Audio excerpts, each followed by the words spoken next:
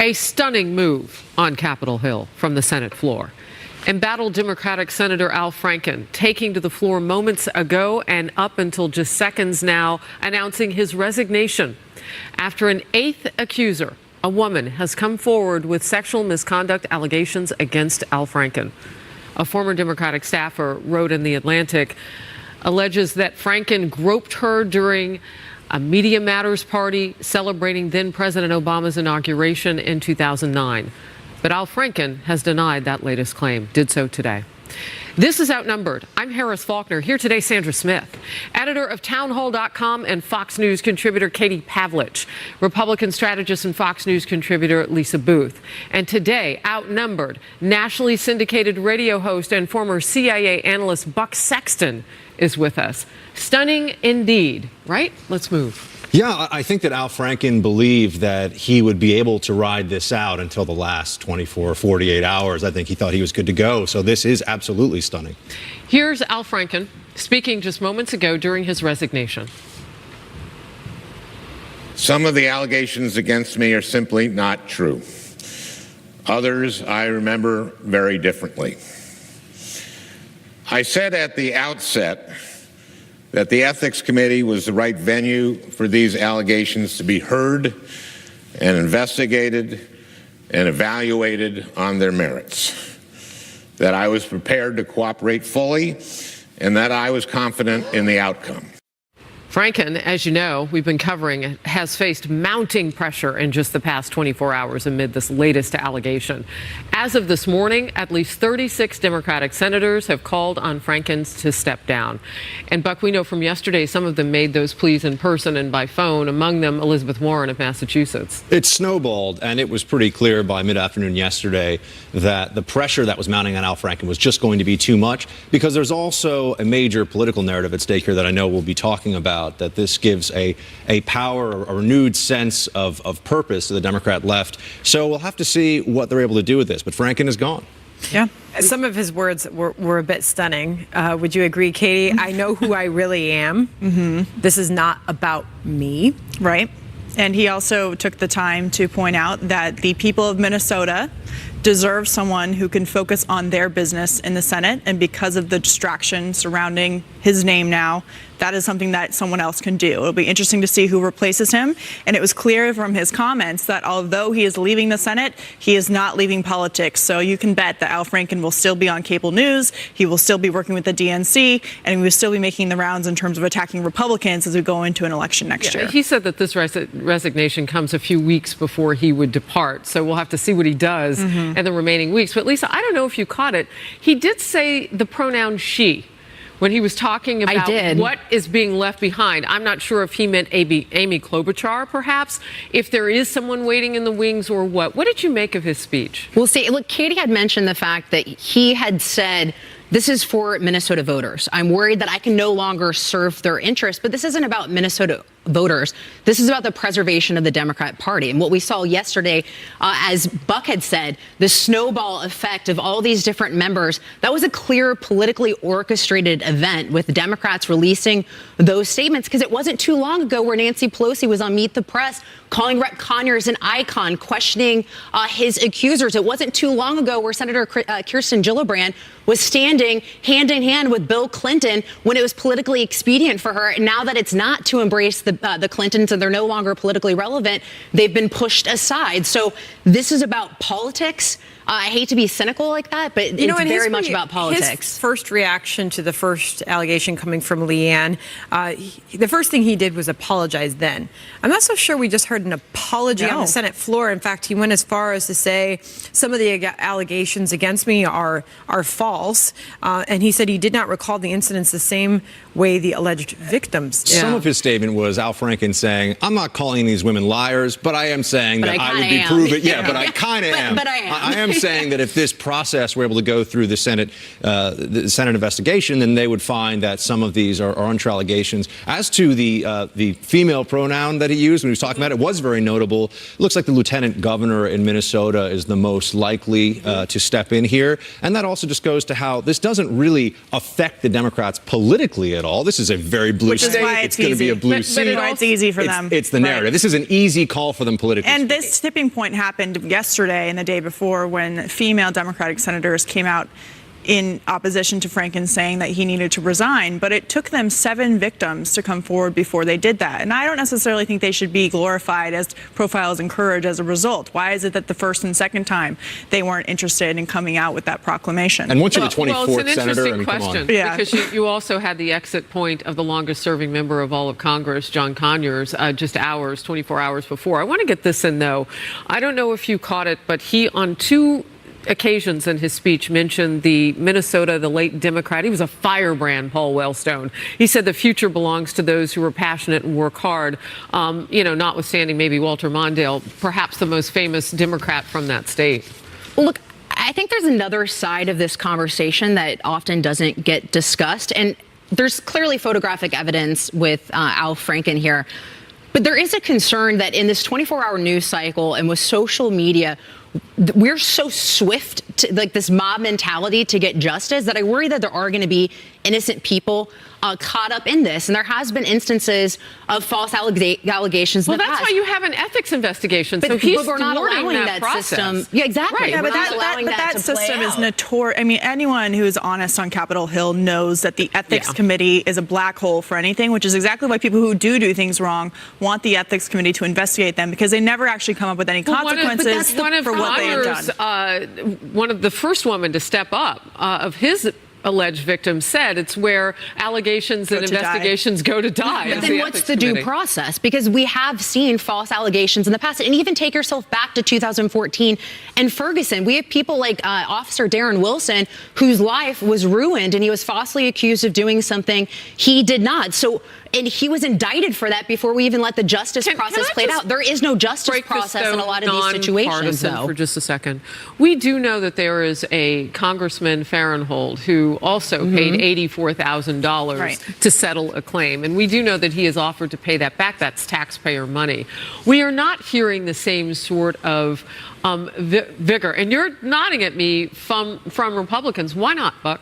Well, clearly people are engaged in tribalism when it comes to this issue at different levels and at different times. Well, that doesn't get us moving forward. No, it doesn't get us moving forward. It's a bad thing. I think that a consistent standard would be a good one. And I do, by the way, have real concerns over due process here for individuals when it comes to their careers. We think of due process only in a criminal justice sense. Right. But if you've lost your livelihood, your career, and your reputation, that's a very serious punishment in and of itself. And as to the not recapture and not able to recapture it ever. And as to the congressman who had paid the settlement, this is another instance, and it's a bipartisan issue of Congress. It's a nonpartisan issue. It's an issue on that all cuts sides, across everybody. But it cuts across everywhere. But the Congress sets up laws that, and this is true on insider trading, it's been true on other issues as well, that they live by a separate set of rules, literally. And with sexual harassment, they've been doing that too. We have seen in the last couple of weeks, as we have talked about here, this bipartisan push for a new system of reporting for victims, new sexual harassment. Women. Right. But we're talking about men. I know, but they have the training for everybody. So when we talk about the Ethics Committee being a place where investigations go to die, there is an effort underway to make sure that there is due process, that there is a reporting system for victims so they aren't feeling like they can't report things for 10 years at a time. So they are trying to move the ball forward on that. Whether it will So work you treat is the another victims question. equitably, but what I'm asking is the accused. How do you treat them? Sandra? You know, just to go back to the moment that we just witnessed on the Senate floor for a minute, what did you make, I feel like asking you, Katie, of him taking this opportunity to announce his resignation to take parting shots at the president? Yeah, I mean, look, he is not wrong about the fact that President Trump did say those things far before he was a candidate, when, by the way, he was still a Democrat hanging out with people in Hollywood. That said, voters went into the presidential election knowing that that was part of President Trump's history. They voted for him anyway, and they put him into office. And that is the question that we've been grappling with here, in the sense of the private sector handles these things very differently than the public sector. Electing someone based on what you know about their history, including including saying things like that, is something that was out in the open. And for Al Franken to take his chance at the Senate floor as a political point, I guess it's not surprising, but when it comes to these resignations, I wish they would just peace out, do the Irish goodbye, say goodbye, leave. But the reason he invoked the president's name, and they're also going to do this with Roy Moore as well, who's probably going to get elected and go to the Senate, is now that Al Franken has fallen on the sword, they're going to turn, and the entire narrative, the entire conversation that's going to be in this country, even the mainstream media, also within the Democratic Party, is going to turn on President Trump, relitigate the allegations that were made against him during the campaign, and also with Roy Moore. So what you're saying is separate from the bus incident. Al Franken, this is where the party is going. That's what we just heard on the Senate floor. This is where the Democratic Party is going. This is where the mainstream media is going. The war on women has been redeclared. And once again, the victims then get drowned out, right? The women who have fiercely come forward, if it turns to that, it still doesn't focus on solving the problem. Wow. Should we Irish goodbye now? Yes, to the T's. Or do we not have T's? We don't say anything, it just goes. No. Just peace out. Okay, so our conversation continues. Obviously, the show does as well. We have a lot going on this hour. You've just seen Senator Al Franken say that in coming weeks he will resign, make that effective from the Senate because of the sexual allegations against him. And we're also following FBI Director Christopher Wray on the Hill testifying before the House Judiciary Committee. A lot happening this hour. Stay close.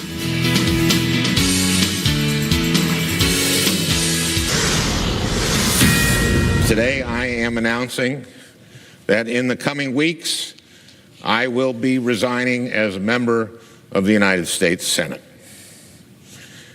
I, of all people, am aware that there is some irony in the fact that I am leaving while a man who has bragged on tape about his history of sexual assault sits in the Oval Office, and a man who has repeatedly preyed on young girls campaigns for the Senate with the full support of his party. Well, that was just moments ago. Senator Al Franken announcing he will resign in the coming weeks. This as the majority of Democratic senators have called for him to step down.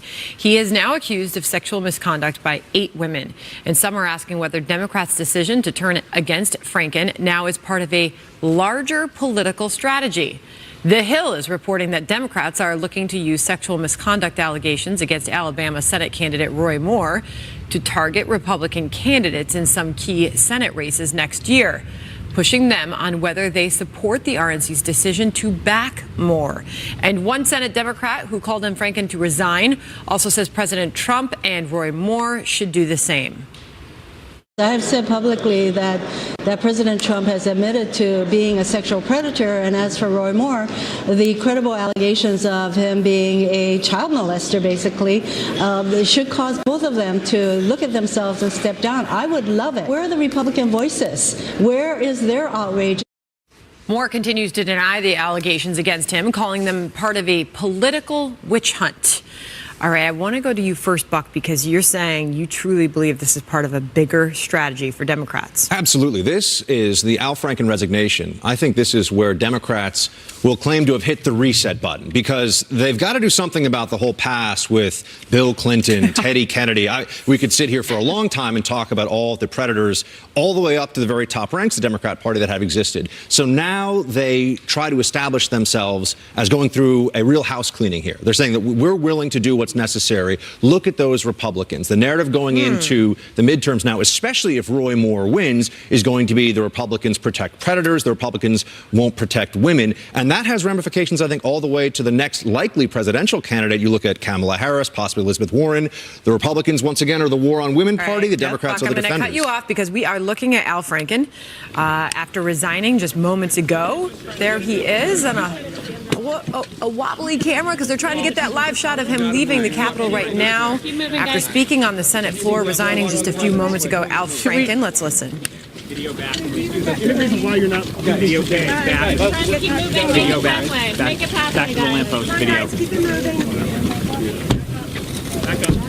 It appears he's not answering any questions being shouted from reporters. They gave it their best shot, as usual. Quite a moment happening there. Al Franken just resigning a few moments ago in a lengthy speech on the Senate floor. Yeah, we were talking about this during the commercial break of why the Senate floor, why take that perch. I made the comment that potentially it could be the last time that we see him in that way. We don't know. It's a few weeks away.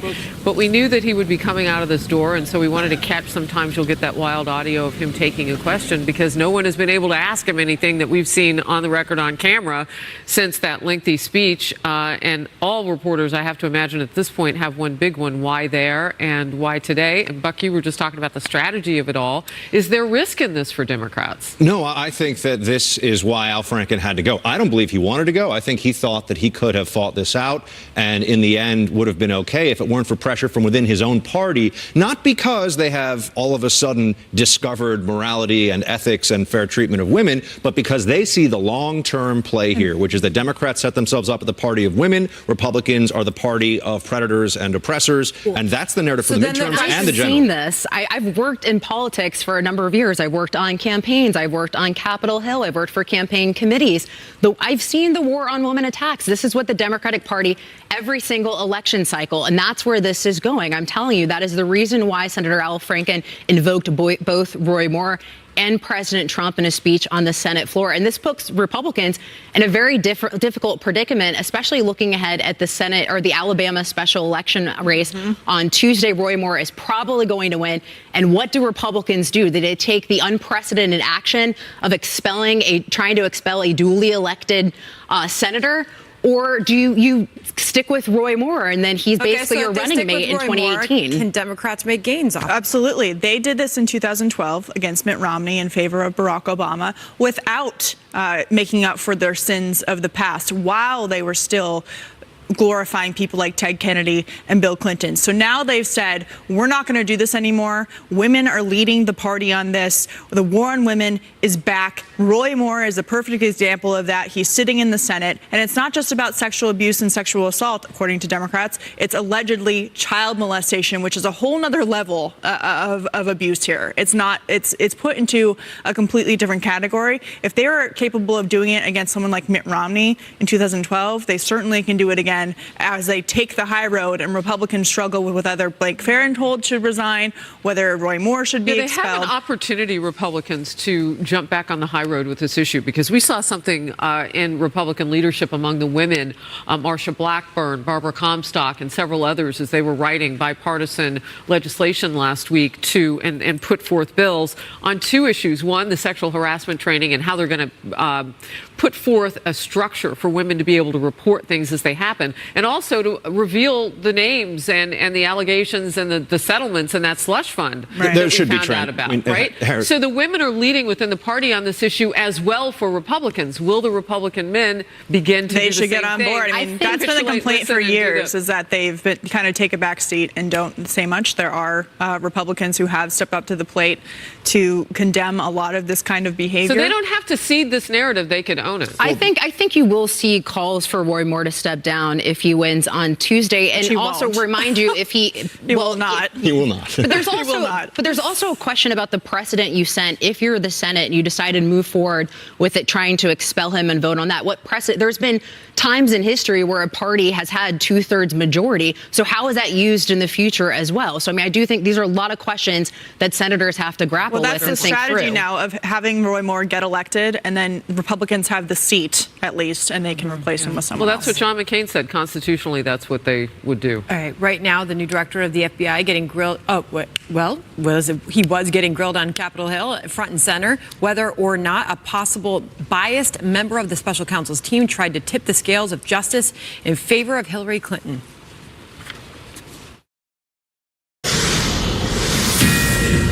Fox News alert FBI Chief Chris Wray getting a grilling from Republican lawmakers amid heightened scrutiny of the agency's integrity. Gets put on Mueller's team, and then he gets kicked off for a text message that's anti-Trump. If you kicked everybody off Mueller's team who was anti-Trump, I don't think there'd be anybody left. So there's got to be something more here. Whoa, some strong words from Jim Jordan. Chief Intelligence Correspondent Catherine Herridge is following today's hearing for us, and she joins us now live from Capitol Hill. A contentious moment there, Catherine. Well, that's right. So we're entering the third hour of this rare public testimony from the FBI director, and he's taken several questions from Republicans and Democrats about President Trump's tweets, specifically the one over the weekend about the FBI being in tatters after the 3-year tenure of Director Comey, who was fired by the president in May. And in his response, Director Wray defended the Bureau, but he also acknowledged the recent reporting about Agent Strzok and the alleged political bias. The FBI that I see is tens of thousands of brave men and women who are working as hard as they can to keep people that they will never know safe from harm. On Peter Strzok, what we know from Justice Department officials is that it could take several weeks to comb through the more than 10,000 texts between Strzok and an FBI lawyer with whom he was romantically involved. Both, at one point, were part of the Russia probe, but have since been given other assignments. Also, the revelation this week that Andrew Weissman, a senior Justice Department official assigned to the special counsel probe, sent an email to then acting Attorney General Sally Yates, praising her for taking a stand against the president and refusing to defend the controversial Muslim travel ban. Here's how it divided along political lines earlier today in the hearing. It is absolutely unacceptable for FBI employees to permit their own political predilections to contaminate any investigation. Even the appearance of impropriety will devastate the FBI's reputation. I predict that these attacks on the FBI will grow louder and more brazen as the special counsel does his work and the walls close in around the president and evidence of his obstruction and other misdeeds becomes more apparent. In virtually every case and question related to the Clinton email investigation, FBI Director Wray said that he was waiting for the independent review of the Inspector General into all of these matters and the activities of the FBI agent and whether there was undue political bias in this case. He said he's not going to take any action until that is done, and he said he will take steps if it's necessary, to unring the bell. But here's the problem. The frustration on the committee is that the Inspector General, this doesn't have any real teeth in the sense that the individuals who are involved in many respects, from Comey to the former Attorney General Loretta Lynch, they're no longer in government. And typically with an IG, you see some kind of demotion or administrative action, and that's certainly not possible in this case, Sandra. All right, Catherine Harris reporting from a busy hallway there in the Capitol. Thank you for that. Buck, what do you think? I mean, Trey Gowdy was on America's Newsroom earlier saying, Strzok may only be the beginning.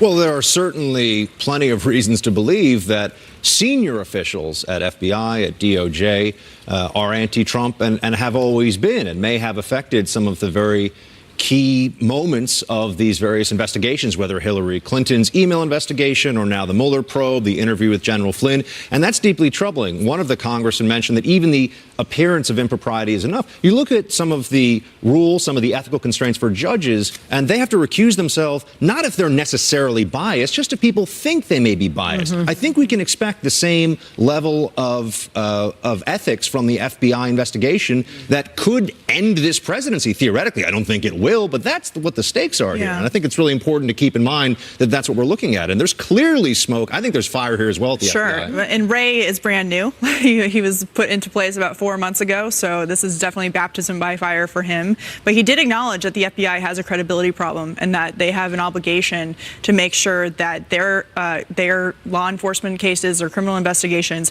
are carried out without political bias. He said during his testimony, we must adhere to the laws and the standards that the FBI has put forward. But I do want to point out that it's very important, and based on his testimony, to reiterate this is about him backing up his agents as well. There are tens of thousands of agents, as he said, who are doing very good work. He laid out all the things that they're doing. They just busted hundreds of sexual predators of children. He talked about that. He talked about how there's 1,000 ISIS cases ongoing. And he said specifically there are tens of thousands of agents that are doing work every single day away from their own families to protect people who they will never meet. And so it's important to keep that in mind. At last check, 35,000 employees at the FBI. Over 99% of of them have nothing to do with any of this politicization, and they are actually just keeping us safe and putting bad guys away. We know that he put out that memorandum of morale boost for his staff as well. I did think that it was interesting, Lisa, that at one point this morning we were watching, and the question was asked, what discipline was put forth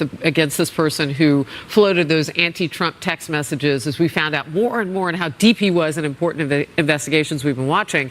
And he said, no, he was moved over to a different desk job, but no discipline.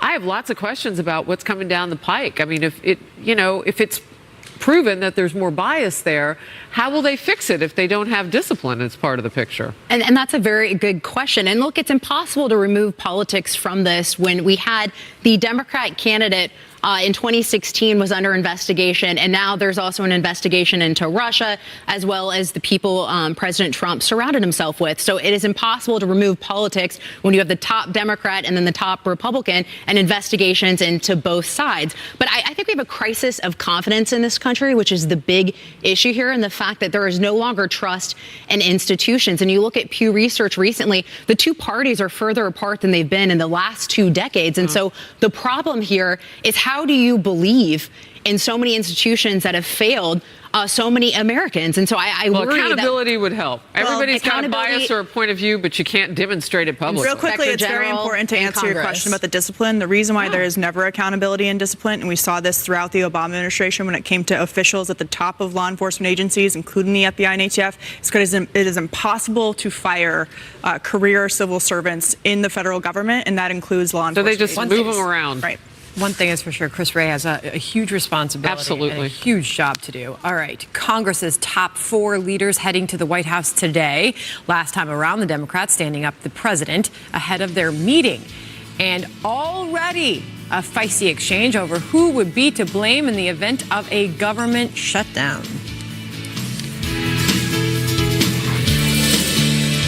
Well, looky Lou, who's going to actually show up at the White House. President Trump is due to host the top 4 congressional leaders at the White House today to bridge differences over the big spending bill and to prevent a government shutdown with a budget deadline looming tomorrow. This after the president ripped both Nancy Pelosi and Chuck Schumer as weak. Remember last week, the Democrat leaders bailed on a White House meeting to talk about the president's end-of-year agenda after he tweeted the Senate minority leader seeming to gloat over the president, re-inviting them back to the White House. We showed the president no games. This is serious stuff. We think he learned, and he invited us back this week. Meanwhile, the president yesterday said that any shutdown would be the fault of the Democrats and blaming their resistance to strict curbs on illegal immigration. Watch. They are looking at shutting down. They want to have illegal immigrants, in many cases, people that we don't want in our country. They want to have illegal immigrants pouring into our country. And just this morning, House Minority Leader Nancy Pelosi said Democrats have no interest in a government shutdown and says she hopes the president is more receptive this time around. We were concerned when the president started mocking the meeting and saying there'd be no deal and all that. And we thought, well, if you're not ready to talk, then we're not ready to come. Now he has made the overture for us to go. Hopefully that means he's more receptive to finding a solution. You know, it was almost like between two ferns, because the president sat between 2 empty chairs when they didn't show up last week. So should this just had get some cardboard drama cutouts. to it already, but this is extremely important. I mean, this issue is important. So they've come together. No one can really brag about the fact of how they got it, or can they? I don't think there's going to be a government shutdown. I think that every time we get into this debate, it's an opportunity for people to do a bit of grandstanding, but the Republicans, at the end of the day on this one, I think are still worried about it. Although Trump is the wild card here, the Republicans in Congress, I think they'll cave on this absolutely. Yeah. And I would note that moment of optics of the 2 empty chairs next to Donald Trump, that was brilliant. It sounds like a new show. Nancy Pelosi and Chuck Schumer did not. I don't know though about that image though, because if you didn't know what was going on and you look at it, looks like they're just not friendly with each other. It looks like they were supposed to show up and they weren't supposed to be there. Because the name placards were in front. Right. So you have to look closely. They were still recovering. Nancy Pelosi and Chuck Schumer, based on the statements that they've made about the meeting today, are still trying to recover from the political optics of that. They thought that they were sticking it. Oh yeah, they thought they were sticking it to the president, not going to go, and then they showed those 2 empty chairs and said exactly what you thought it was said, effective, and said there is serious business at stake here. Paul Ryan talked about the military needing to be funded. Mitch McConnell called them out and said, look, I would have never done this to President Obama just out of basic respect. And then there were Democrats who said, but you did, and blah, blah, blah, I think blah. they should have got it. Pretty bad. But at the end of the day, they are coming together because they need each other to get this done. And they couldn't show up twice. He should have got cardboard cutouts of Nancy Pelosi and Chuck Schumer. I think that would be funny. But look, it's not just with Democrats either of trying to come to what the continuing resolution is going to look like, what the stopgap funding measure is going to look like, and what the process. Do they do a 2-week bill, which is what they're thinking Mitch about? McConnell has been putting forth It's also with the House Freedom Caucus, because you remember the motion to go to conference in the House was temporarily paused because the House Freedom Caucus were trying to get concessions from leadership because they want to decouple the tax reform bill out of conference and decouple it from the spending bill as well, because what they're worried about is things like the Obamacare subsidies are going to get thrown in this, and things that they don't like are going to get entangled in all this. It's Thursday. So it's not. The There's chances also of that happening now are probably greater. But there's also divisions with Thursday. Republicans, is the point. It's now or never on a shutdown fight that Republicans can win. They have the House, they have the Senate, they have Trump. If we're going to wait until a midterm year, there is no chance you're going to get Republicans to show some spine. So you're on this saying one. don't kick it down the road? I'm saying don't kick it down the road if you want to take this seriously, because if they're not willing to fight now over this, if they're not willing to show that the Democrats are absolutists on the issue of illegal immigration and being as far as the possibility of a shutdown, I'll go back to stock market does not lie, and today it is in record territory. There doesn't seem to be a whole lot of jitters. No shutdown when it comes to the. There will be no shutdown. Bud Sexton officially on the record as no shutdown. I'm here with the no shutdown. Republicans do have a lot to prove here, because this is the first big shutdown fight, and if they're not willing to show Democrats that they're in charge, they're not only going to be in trouble with their voters, but also when it comes to next year and being questioned about what they're willing to stand up for, even when they're in power. Dems are in the minority, though, so if they don't support a I really wish stopgap you had an measure, it's on opinion, them. Buck. Sometimes. It's good to have you here, by the way. All right, you. Donald Trump Jr. is invoking attorney-client privilege during his testimony before House lawmakers on Capitol Hill. He was there yesterday. Now, the top Democrat on that committee says he wants answers, and he's willing to subpoena the president's oldest son to get them. Is that a good move, or could we be seeing a double standard at work here?